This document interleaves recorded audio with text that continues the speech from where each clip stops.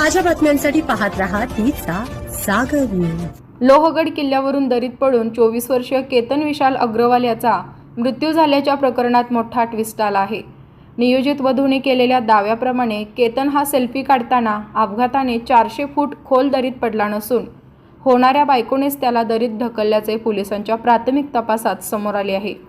या प्रकरणात केतनची 20 वर्षीय नियोजित वधू सिया प्रवीण बसेसर गोयल मित्र आणि अन्य साथीदारांनी कट रचल्याचे निष्पन्न झाले। लोणावळा ग्रामीण पोलिसात गुन्हा दाखल करण्याची प्रक्रिया सुरू आहे। धक्कादायक बाब म्हणजे लोहगडावरून ढकलल्याचा प्लॅन फेल गेला तर महाबळेश्वरला नेऊन त्याची हत्या करण्याचा कटही ठरला होता।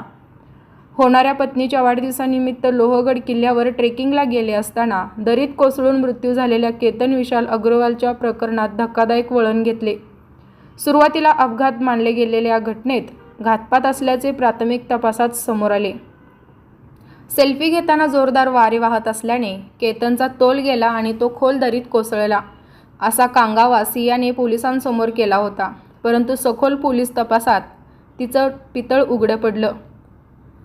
केतनचे पिता विशाल अग्रवाल यांनी सोशल मीडियावर शेअर केलेली पोस्ट समोर आली आहे।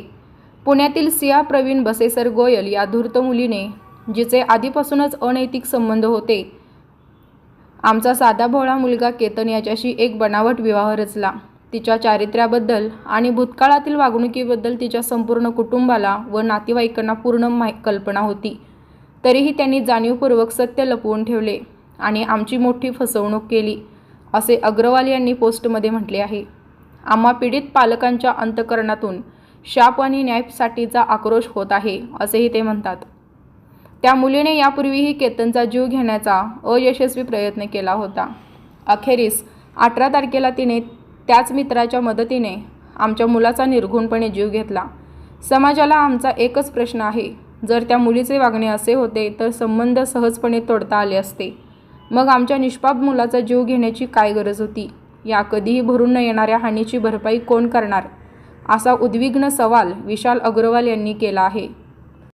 ब्युरो रिपोर्ट तीचा जागर न्यूज।